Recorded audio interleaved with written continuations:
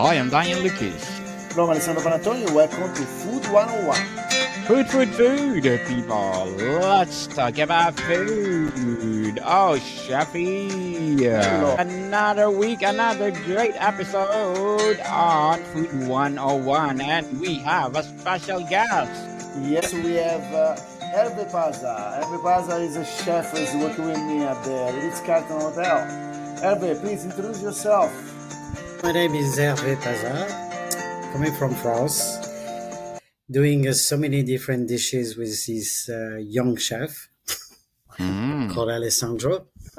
And I've been doing that for quite a while now, and that's it.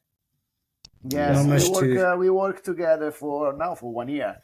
But Herve is already part of the Ritz-Carlton for, 8 years, 10 years. Yeah. 10 years. 8 years at the Yes. Wow. So, everybody, it's a great chef. We are almost the same. Well, we are the same age almost. Yes. We come out from the same, life experience practically. Yes. And we work fine together because we think almost the same way. Yeah, exactly. In the kitchen. And, So let's give a big hand for Mr. Herve Paza because our guest for today. I hope you will return. And let's talk about French cuisine. So, Chefy, what will be your first question? Well, the first question I want to ask Herve is what made him to become a chef? What inspired him when he was young to become the great chef that he is now, anyway? Yes. It's a kind of maybe a cliche, but it's down to where I come from, the way I grew up. Where I come from, a little town in the middle of nowhere in France where food is everything. It's a culture. So seeing my grandmother, seeing my mom cooking, so that put me there. And I have a brother who is a sous chef in Switzerland. My sister was a chef as well, so my dad was working at distillery, so I've been into this kind of good food and good environment my whole life. So that's where I all start, basically. Yes, nice. Indeed.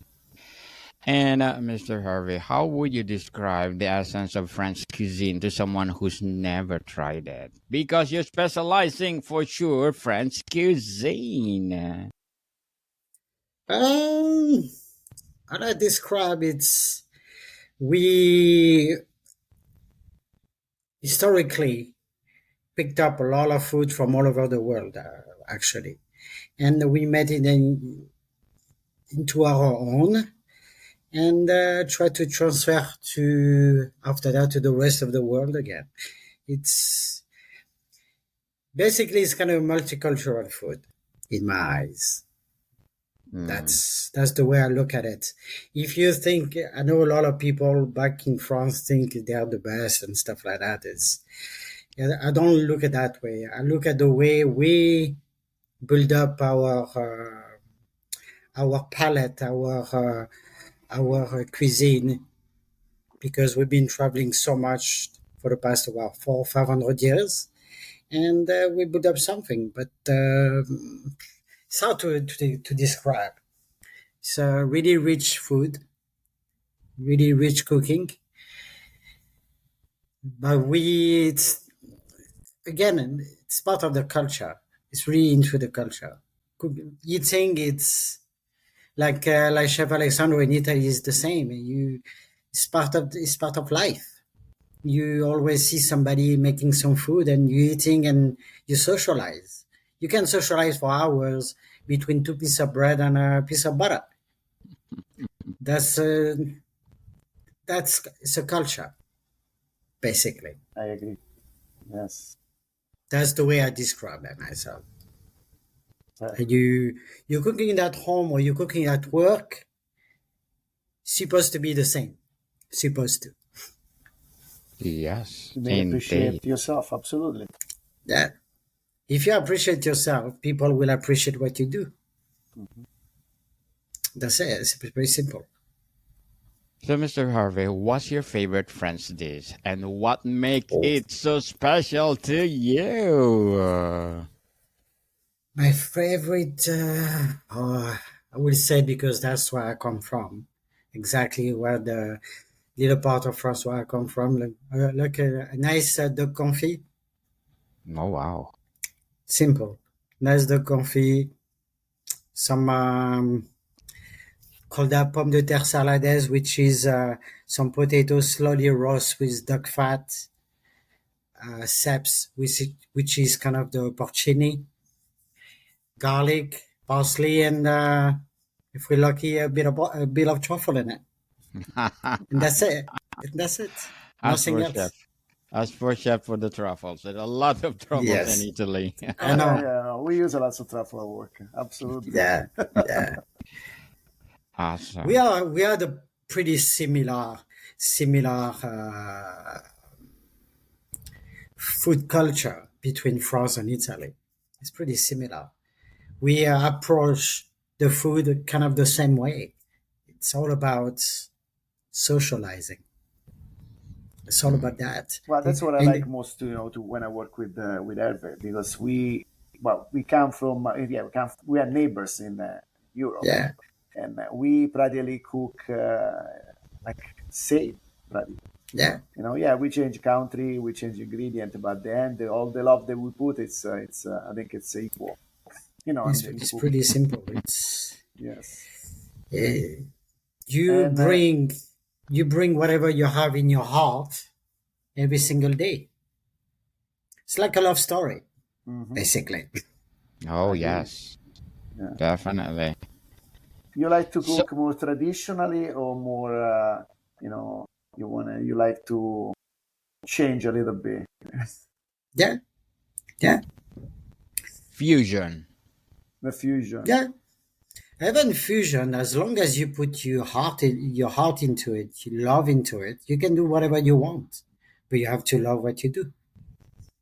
Chef is almost the same age as me, and I'm still doing it. I'm still pushing myself to do it because I still love what I do, even if it's not an easy job. Don't make me wrong, Yes, but I still love what I do. yes. So it's only about love. Again, Agree. Passion. Yeah. Yes. passion, love.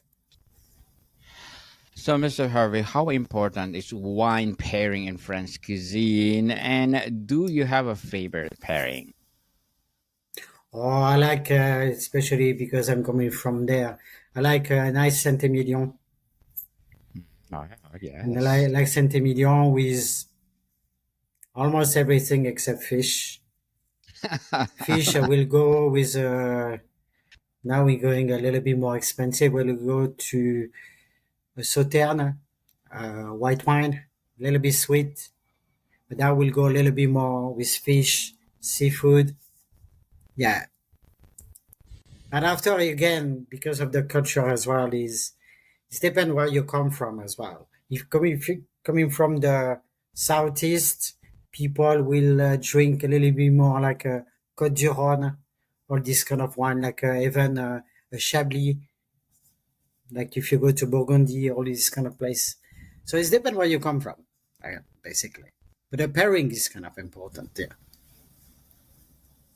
And What is the first recipes come up in your mind when you remember your grandparents or your grandmothers or even for your mom anyway?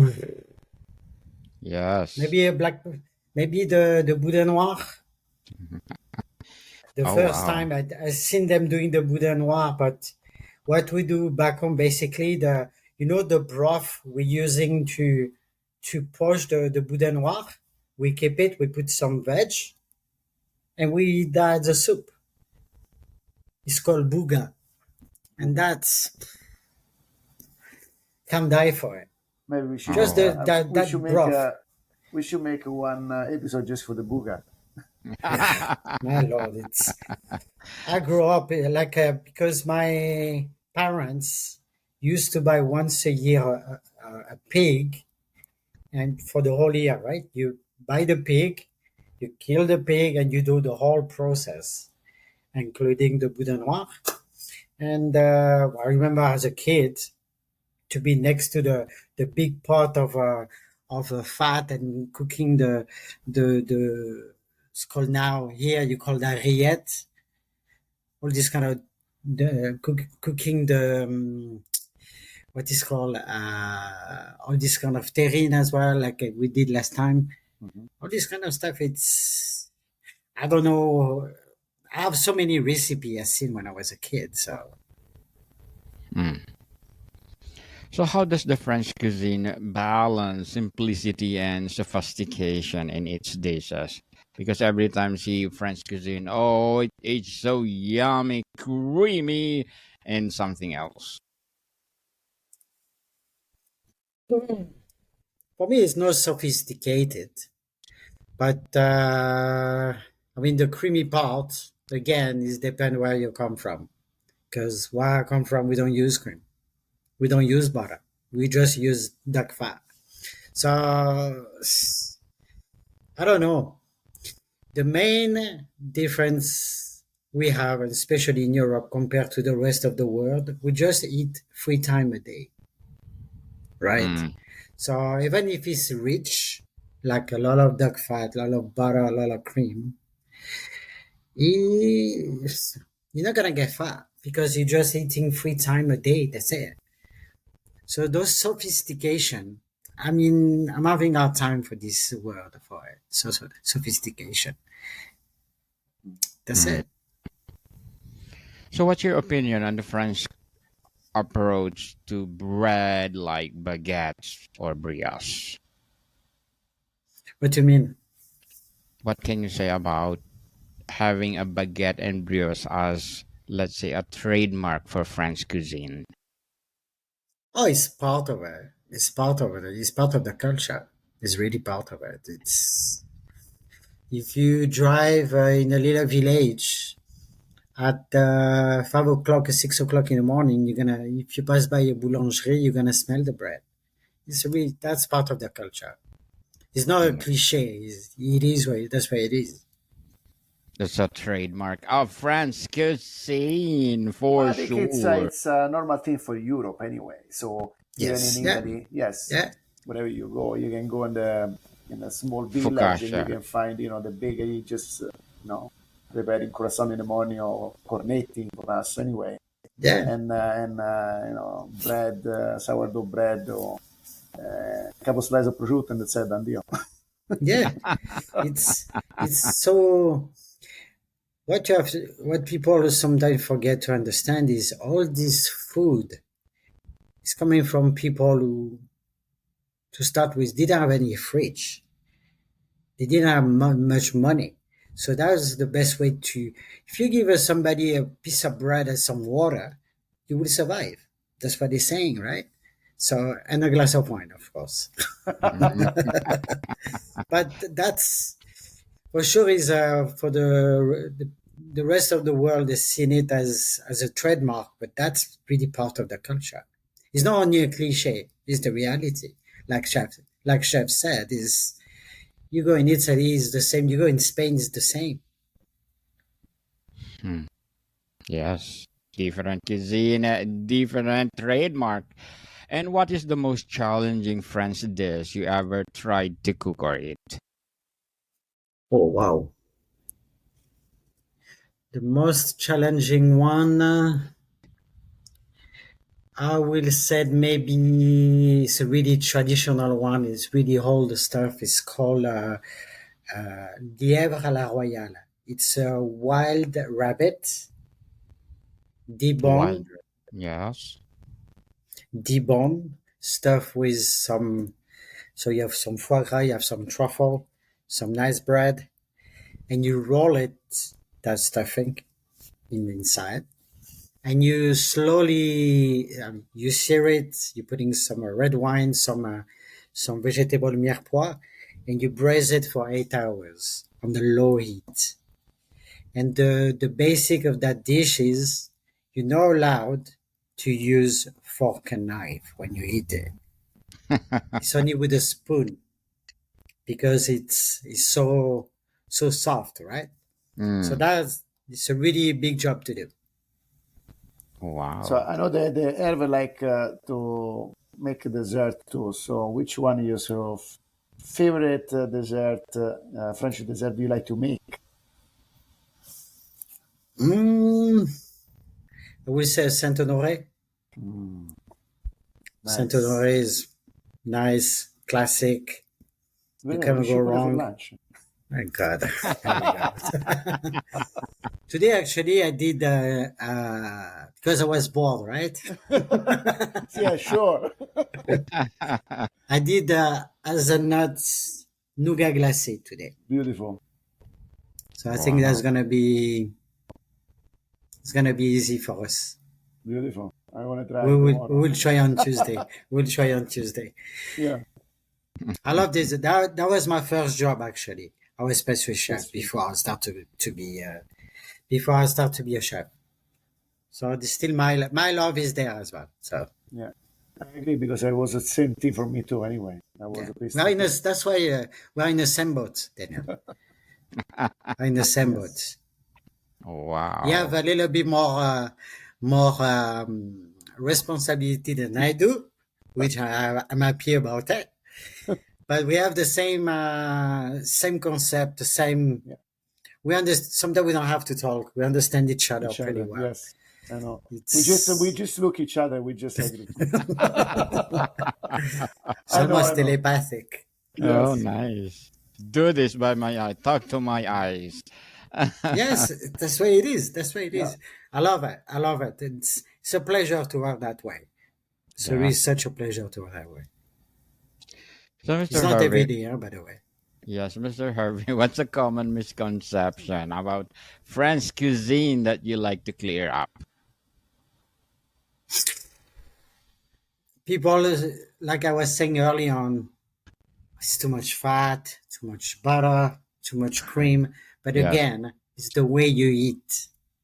If you have a 10 snack a day and you eat twice or three times the French food, for sure you're going to be in trouble. For me, that's a misconception. They see butter, it's okay, it's not good.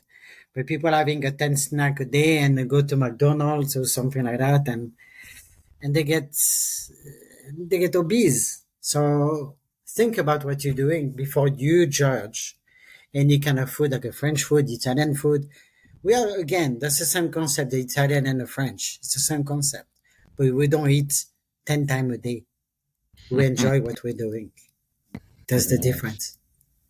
Yes, indeed. And Shafi, do you have more question to Mr. Harvey? Let's think about it. Oh, God. While you're Keep thinking about thinking. it, yeah, while you're thinking about it, I'm inviting you to please do listen to my other podcast, people, my other podcast, because my abstract essay is already in fifth season, abstract poetry in second season, and of course my book 101 review in fifth season too, comedy 101 in second season, and of course our food 101 with Chef Alessandro in fifth season as well. Geography 101 in its third season, and my baby podcast, Law 101, and Mental Health 101, Love Letters in third season, and my Movie 101 review and Music 101 in its fourth season, and Science 101 and Sex 101 in its first season. Please listen to them wherever you listen your podcast. So, Shafi, Uh, Herbe, what would you like to say to new cook? They're gonna start now, and uh, they wanna start this career. What you suggest? There is two big things. Just be ready. It's not yeah, easy. It's not an easy job. And secondly, don't listen to the bad noise around. That's my biggest advice. I always give that advice to these young people who want to do good, but sometimes the negative noise around make them sometimes struggling. So that will be the best advice. Perfect. Have your passion. If you're not passionate about what you're doing, this kind of job, I'm sorry, it's not for you. You have to love what you do. No, true. it's Absolutely. true. It's true. If you don't love it, don't do it. Simple. If you have Yeah. that passion, go for it.